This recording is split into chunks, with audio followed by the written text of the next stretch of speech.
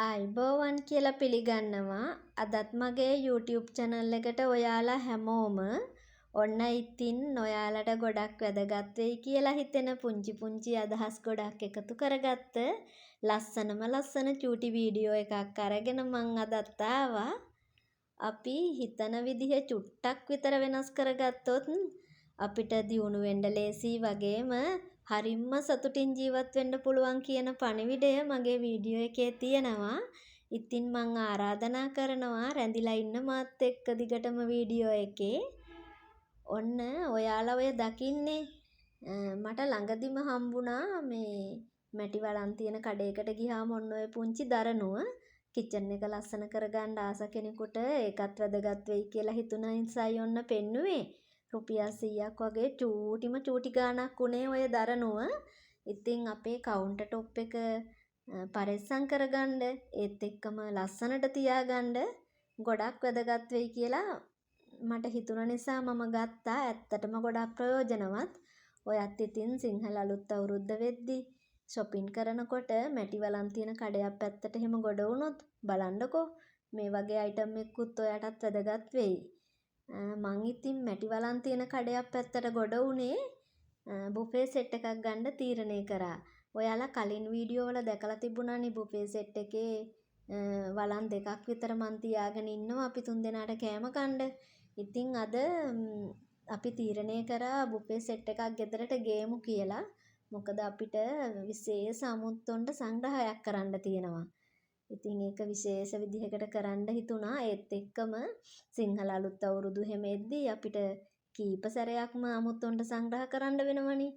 මට හිතුණා මේක මේ අර හරි වෙනස් ඒත් එක්කම හරි ලස්සනයි මටත් සතුටුයි. ඔන්න ඉතින් මම බුෆේ සෙට් එක ගෙනල්ලා හොඳට පිරිසිදු කරලා ඒ වගේ ඇතුළට කෙසෙල් කොළ එහෙම එලලා තියාගත්තා. එතකොට කෑම උයන එක ඒවට දාන්න හරි ලේසියිනේ. අද ඉතින් මැටි පිඟන් වල තමයි කෑම දෙන්නේ. ඔන්න මම ඒකටත් කෙසෙල් කොළයක් එලලා ප්‍රින්ට් රැප් එකක් එහෙමත් දාලා තිබ්බා. මම මෙහෙම කරේ දැන් හවස කෑම දෙනකොට මට ලේසියි එතකොට. නැත්තම් අමුත්තෝ ආව වෙලාවට පිඟන් හොදන්න ඒක කරදරයිනේ. වැව් බැඳි රාජ්‍යයට එන කොළඹපුරේ ඉඳලා අමුත්තොන්ට වැව් මාළු ටිකකින් සංග්‍රහ කරේ නැත්තම් වැඩකුත් නැහැනේ. ඉතින් මම අද මාළුව කූරියෝ පිටින්ම බදින්න තමයි මේ ලෑස්ති කරගෙන තියෙන්නේ. ඔයාලට කියන්න ඕනේ. දැන් ඔයාලා අමුත්තෝ එනවා කිව්වහම ඔයාලගේ මෙනු එක කොහොමද ඔයාලා කල්පනා කරන්නේ? විශේෂ අමුත්තෝ එනවා කිව්වහම ඔයාලට ඉතින් මතක් වෙන්නේ වෙඩින් මෙනු එකක් නේද? රයිස්, චිකන්, බටු මෝජු, වල පරිප්පු, කට්ලට් ඕ වගේ කෑම. හැබැයි බලන්නකෝ මං ඔය කිසි දෙයක් ලෑස්ති කරගත්තේ නැහැ. මං ගොඩේ තියෙන කෑම විතරයි අද හදලා තියෙන්නේ. ඒ කියන්නේ මම කිසිම වියදමක් කරලා නැහැ. අර මාළු කූරියෝ ටික ගන්න චූටි ගාණක් වියදම් කරා. ඒ ඇරුණකොට බලන්නකෝ මේ පැපොල්. ඉතින් ගමේ ගොඩේ නොමිලෙම හොයාගන්න පුළුවන් දේවල් නිබේ පැලවෙලා වතු වල පාරවල් අයිනේ තියෙනවනේ පැපොල් ගස්. ඉතින් මං ওই පැපොල් ගෙඩියක් අරගෙන හොඳට පොත්ත රැහැලා පිරිසිදු කරලා ග්‍රේට් කරලා ගත්තා. ඊට පස්සේ මේ ග්‍රේට් කරාම ගෝව වගේ තමයි. මේක පුදුම තරම් රස මැල්ලුමක්. ඉතින් දැන් කොළඹින් එන අමුත්තොන්ට අපි අපේ ගමේ තියෙන අපිට ආවේනික මෙහි තියෙන දේවල් වලින් සංග්‍රහ කරන එක තමයි මට හිතෙන්නේ හොඳම. අපි ගොඩක් අය හිතනවා විශේෂ අමුත්තෝ આવොත් විශේෂ විදිහට සලකන්න ඕනි කියලා සල්ලි ගොඩාක් වියදම් කරලා එයාලට හෝටලයකින් හරි කන්න පුළුවන් කෑම තමයි එතකන් ගෙදර හදන්නේ. ඉතින් ඒ හිතන විදිහ මම නම් චුට්ටක් වෙනස් කරගෙන ඉන්නේ. බලන්නකෝ දැන් අපිට තියෙන අඹ ඇඹරල්ලා ඒ වගේ දේවල් ගෙදර චට්නි හදලා තියාගත්තාම ගෙනියන්න දෙන්නත් පුළුවන්. සංග්‍රහයට ගන්නත් පුළුවන්. මම වත්තේ තියෙන මඤ්ඤොක් කලයක් ගලවලා අරගෙන ඒක උයලා පැපොල් මැල්ලුමක් හදලා එහෙම තමයි මගේ මේ කෑම වේල හදාගත්තේ. ඔයාලා බලන්නකෝ සල්ලි වියදම් කරේ නැති වුණාට මම මේ හදපු කෑම වේලේ මං අත්දැකීමෙන් කියන්නේ ගෙදරට ආව ගමම්ම මේ දැන් අපේ සාලෙට ගොඩ වුණාම සාලේ වාඩි වෙන්න තියෙන තැනට පේනවා කෑම මේසය.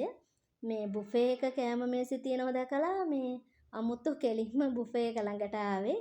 ඉතින් එයාලට මේ මාරම සතුටුයි දැන් බුෆේ එකක් arrange කරලා තියෙනවා දැකලා. මේ ඉතින් ඔයා ගොඩක් මහන්සි වෙලා කියලා ඒ ගැන කතා කරා. මං කෝ අයියෝ කිසිම මහන්සියක් උනේ නෑ.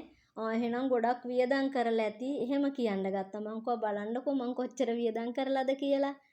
ඉතින් ඇත්තටම කිව්වොත් සල්ලි චුට්ටක්වත් වියදම් කරන්නේ නැතුව පුදුම තරම් සතුටක් ගන්න පුළුවන් අපි චුට්ටක් හිතන විදිහ වෙනස් කරගත්තොත්. අමුත්තෝ වුණත් කැමති දැන් අපි කොහේ හරි ගමකට ගියාම එහෙට ආවේනික දේක රස බලන්නනේ. ඉතින් මේ හැම තැනම තියෙන දේවල් දෙනවට වඩා අන්කොමන් විදිහට මෙහෙම කරන්න මට ඉතින් හිතුණා මං කරපු දේ ඔයාලටත් චුට්ටක් කියන්න. එතකොට සිංහල අලුත් අවුරුද්ද එහෙම වෙද්දි විශේෂ අමුත්තෝ එනකොට ඔයාලට සංග්‍රහ කරනකොට මගේ මේ පුංචි අදහස වැදගත් වෙයි කියලා හිතුණ හින්දායි ඔන්න ෂෙයා කරේ.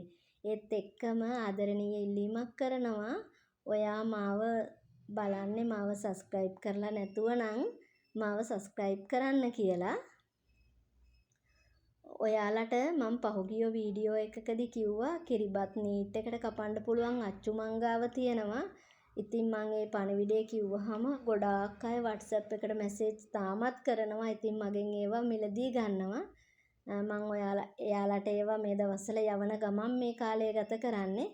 ඔන්න කියන්න ඕනි මංගාව තියෙනවා මේ පොඩි අච්චුවත්. ඒ කියන්නේ කෑලි 6ක් වගේ කපා ගන්න පුළුවන්. මේක නම් ගොඩක් ලාභයි.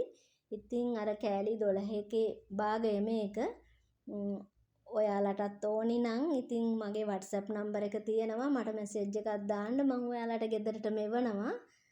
මං කියනවා ඉතින් ඔයා මේක දැක්කොත් තව අහල පහල ඉන්න යාළුවෙකුටත් එක්කම ගන්නවා නම් දැන් ගොඩක් අය එහෙම තමයි මට කරේ 2ක් 3ක් එකවර ඕඩර් කරා. එතකොට අර කුරියා charge එක උනත් අඩු වෙනවනේ.